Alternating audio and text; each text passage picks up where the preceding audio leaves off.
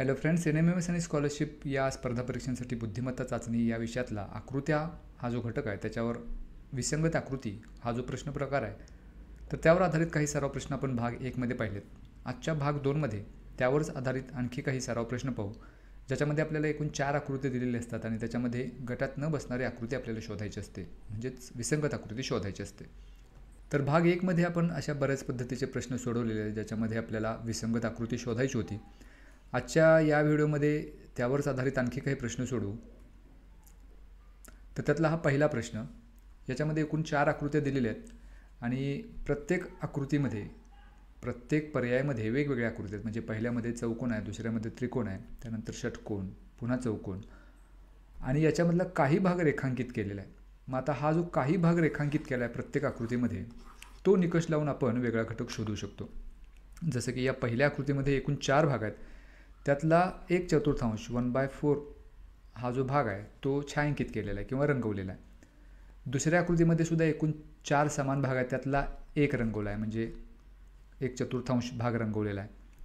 तिसऱ्यामध्ये मात्र एकूण 3च भाग आहेत आणि त्यातला 1 रंगवला आहे. चौथ्यामध्ये पुन्हा 4 समान भाग आहेत आणि त्यातला 1 भाग रंगवला आहे म्हणजे 1/4 भाग रंगवलेला आहे. तिसऱ्यामध्ये मात्र हे जे प्रमाण आहे ते इतर तिन्हींच्या सारखं नाही, त्यामुळे विसंगत आकृती आहे पर्याय क्रमांक 3, कारण त्याच्यामध्ये जो छायांकित भाग आहे तो इतर आकृत्यांपेक्षा वेगळा आहे, त्याचं प्रमाण वेगळं आहे. त्यामुळे या प्रश्नाचं उत्तर पर्याय क्रमांक 3. पुढचा प्रश्न, ज्याच्यामध्ये एक वर्तुळ आहे आणि त्याच्या बाहेर काही सिम्बॉल्स आहेत. म्हणजे इथं या बाजूला एक लंबतेचा आहे, पुन्हा अधिक आहे, भरीव गोल आहे आणि एक रेषाखंड आहे, असं प्रत्येक आकृतीमध्ये आपल्याला दिसतंय.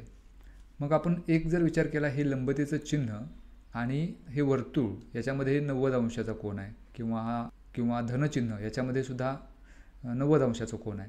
दुसऱ्या आकृतीमध्ये सुद्धा ते 90 अंशाचं कोन आहे. चौथ्यामध्ये सुद्धा तिथं 90 अंशाचा कोन होतो. फक्त तिसऱ्यामध्ये मात्र तो 90 अंशाचा कोन होत नाही. त्यामुळं पर्याय क्रमांक 3 मध्ये जी आकृती दिलेली आहे ती इतर तिन्हींच्यापेक्षा वेगळी आहे, त्यामुळे विसंगत घटक आहे पर्याय क्रमांक 3. पुढच्या प्रश्नामध्ये ह्या ज्या 4 आकृती दिल्या त्याच्यामध्ये एक किरण आहे, एक त्रिकोण आहे आणि एक लंब काटकोन आहे. तर याचा उपयोग आपल्याला करायचा आणि यातनं वेगळी आकृती विसंगत घटक शोधायचा आहे.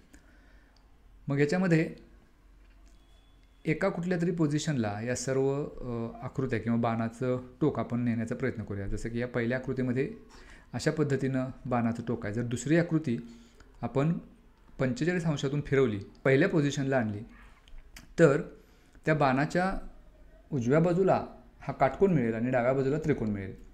त्यामुळं दुसरी आकृती आणि पहिली आकृती ही एकसारखीच आहे, फक्त त्याच्यामधला अँगल बदलला आहे. तिसरी आकृती जर पहिल्यामध्ये आणण्याचा आपण प्रयत्न केला, म्हणजे बाणाचं टोक या पद्धतीने घेतलं, तर त्रिकोण वरच्या बाजूला जाईल आणि काटकोन जो आहे तो खालच्या दिशेला येईल. चौथ्यामध्ये मात्र हे जे बाणाचं टोक आहे ते या बाजूला, म्हणजे पहिल्या पोझिशनला जर बाणाचं टोक घेतलं तर त्याच्या खालच्या बाजूला विरुद्ध बाजूला त्रिकोण जाईल आणि वरच्या बाजूला लंबतेचं चिन्ह जाईल, जे आकृती क्रमांक 1 मध्ये जसं आहे तसं होणार नाही. उरलेले 3 आकृत्या ह्या एकसारख्याच आहेत, फक्त त्यांच्यामध्ये अँगल वेगवेगळा, पण चौथी आकृती मात्र आपल्याला वेगळी मिळते. जो लंब आहे आणि त्रिकोण आहे त्यांची दिशा बदलते. त्यामुळे पर्याय क्रमांक 4 हे आपलं या प्रश्नाचं उत्तर आहे. पर्याय क्रमांक 4 मध्ये दिलेला घटक विसंगत आहे. हा पुढचा प्रश्न, प्रत्येक आकृतीमध्ये आपल्याला काही अक्षरं दिलेली आहेत आणि ते अक्षरं विचारात घेऊन आपल्याला ठरवायचं की यापैकी विसंगत आकृती कोणती. आता या सर्व आकृत्यांचं निरीक्षण केलं तर पहिल्या आकृतीमध्ये ए आहे, MUW. आपण असा विचार करायचा की ह्या एचे जर उभा आपण सममिती अक्ष आखला तर 2 समान भाग आपण करू शकतो. या प्रत्येक अक्षराचे 2 समान भाग आपल्याला करता येतील.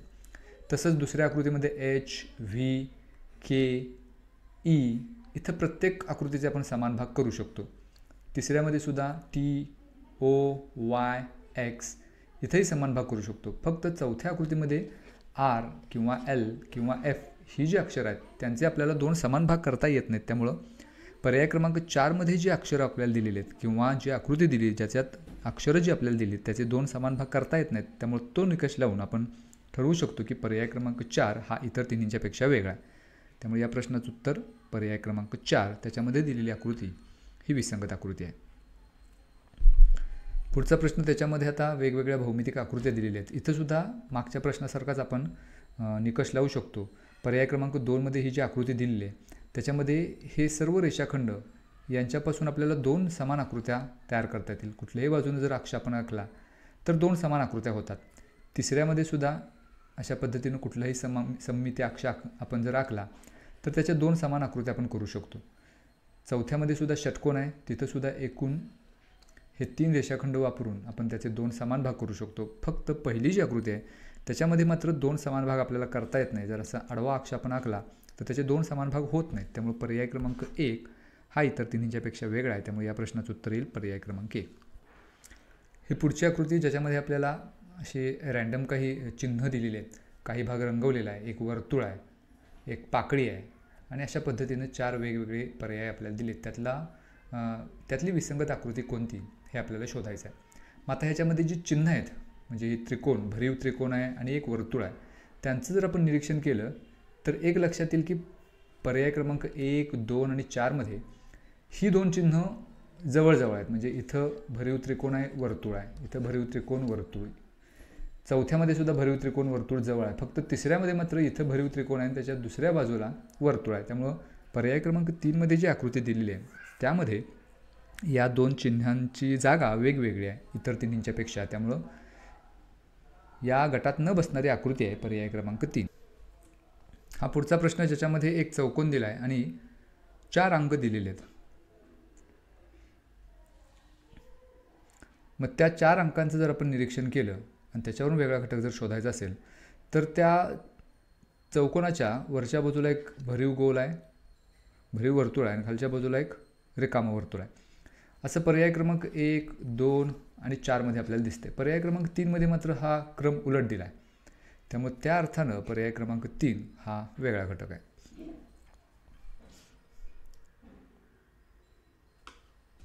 कारण या प्रश्नासाठी 1, 2, 3, 4 हा निकष वापरून आपण वेगळा घटक शोधू शकत नाही. मात्र इथं आपल्याला ही जी 2 वर्तुळ दिली त्यांचा उपयोग करून आपण ठरवू शकतो की यातली विसंगत आकृती कोणती. हा पुढचा प्रश्न ज्याच्यामध्ये आता 4 वेगवेगळ्या आकृत्या आहेत त्याच्यामध्ये फक्त रेषाखंडांचा उपयोग आहे. मग आपण अशा आकृती पाहिल्यानंतर थोडासा अंदाज असा लावायचा की ज्या अर्थी रेषाखंड दिलेत त्या अर्थी त्या रेषाखंडांचा काहीतरी गुणधर्म आपल्याला इथं वापरायचा आहे आणि त्याच्यानुसार वेगळा घटक शोधायचा आहे. मग प्रत्येक आकृतीमध्ये किती रेषाखंड वापरून आकृती तयार केली ते आपण बघूया. पहिल्यामध्ये 1, 2, 3, 4, 5, 6 रेषाखंड वापरून आकृती तयार झालेली आहे. दुसऱ्यामध्ये 1, 2, 3, 4, 5, 6 इथं सुद्धा 6 आकृत्या वापरलेल्या आहेत.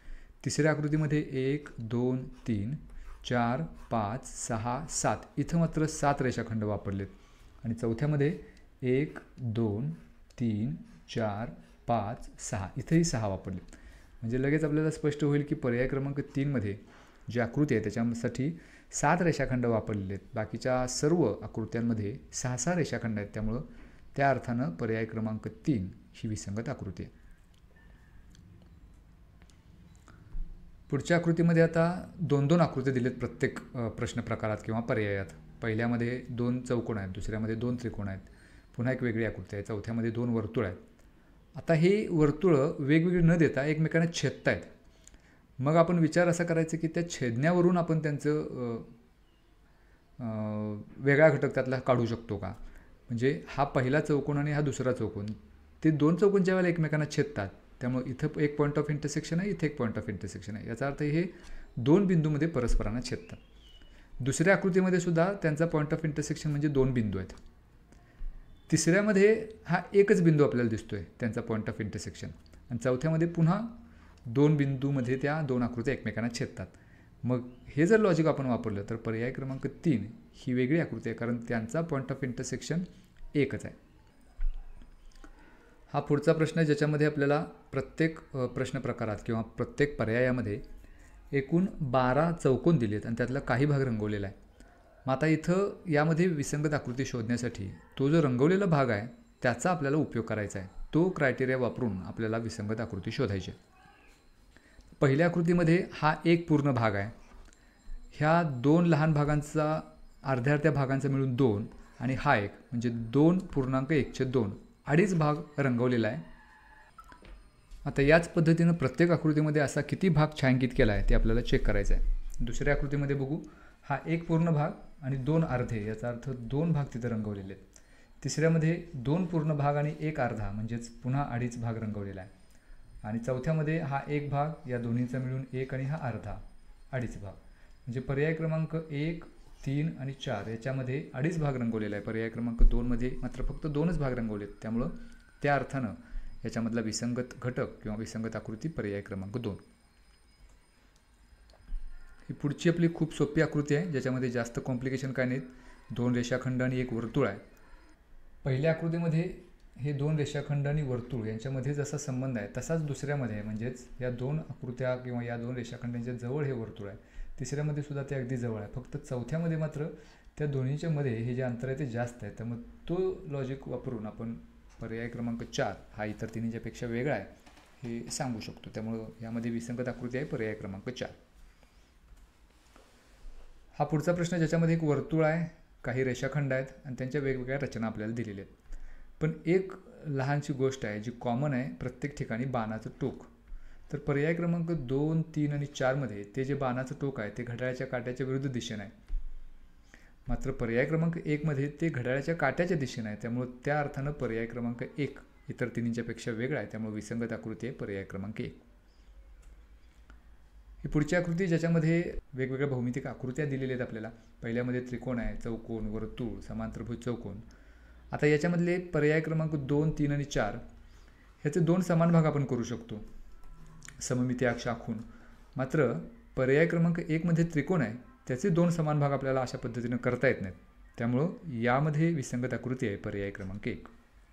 तर हे काही सराव प्रश्न आपण आकृत्या या घटकावर पाहिले, ज्याच्यामध्ये विसंगत आकृती आपल्याला शोधायची होती.